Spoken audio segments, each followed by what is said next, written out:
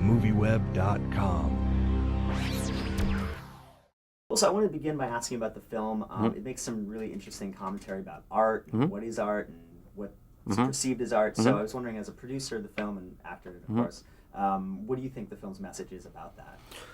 I definitely think it's sort of left to interpretation. I think it certainly takes a sort of like a certain kind of point of view in that it sort of reveals this sort of kind of funny, offbeat sort of world of both like music and art.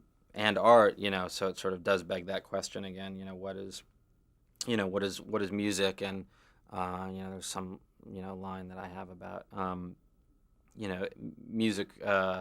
Is basically just sound you want to hear, so it's like I think that if it were to take any sort of point of view, I guess it does seem to imply that there is a kind of externally imposed sort of worth on art and that sort of thing, and certainly in this case the kind of more offbeat and the sort of stranger and ultimately even the most minimalist becomes something which is kind of deemed art, but art is often deemed art by those who show it, and then those who show it convince those who buy it.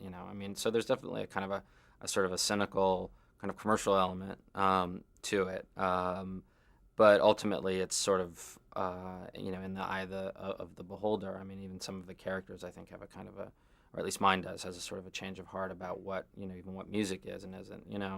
And that's obviously just a totally subjective thing, but there's no doubt that the marketplace kind of does dictate those definitions, if not affect what those definitions are. Did you do a lot of research in the art world and go into New York, places like that, to kind of see that avant-garde world? Well, I've sort of seen it off and on, and I kind of grew up around a lot of galleries and stuff, and for me I was more concerned and sort of being exposed to at least the world of that film, and have that be as kind of surprising as possible, because I was playing this guy who's a real fish out of water in that scene. So for me, it was really more about just kind of exploring some of the kind of avant-garde composers and that kind of thing. Yeah, well, I was going to ask about the music that your character does. It's very avant-garde. Yeah. So did you study a bunch of different experimental stuff, or go to different things, or how did you kind of was it written exactly what the music or lack of music would be? Well, sort of it was. We got there, and and David Lang, who composed the main score for the film, had recorded a bunch of the stuff that we were to play, and we all went to the studio, or Lucy Punch and I went to the studio to see what they were recording, and then maybe I would say I might play this a little bit more sort of violently, and so then they would record it a little more violently or whatever.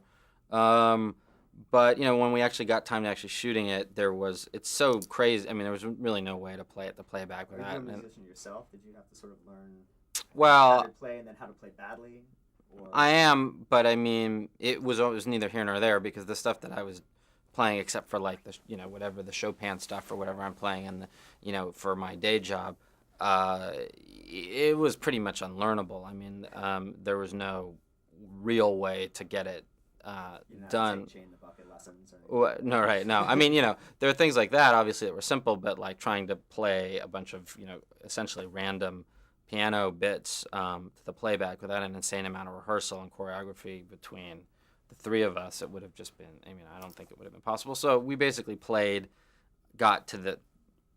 We played as much as the idea of it as we could, and then I think they ultimately merged some of what we're actually doing with some of the stuff. And then there were other things where I would say, let's not even do the playback and let's come up with our own thing. So the art gallery stuff is actually something that I came up with the other members, where I would sort of kind of took on the role a bit of composing, though it really was just that kind of percussion stuff. But I had always been a big fan of Steve Reich, and he's not based on that, he's clearly a sort of composite character, but I'd always kind of liked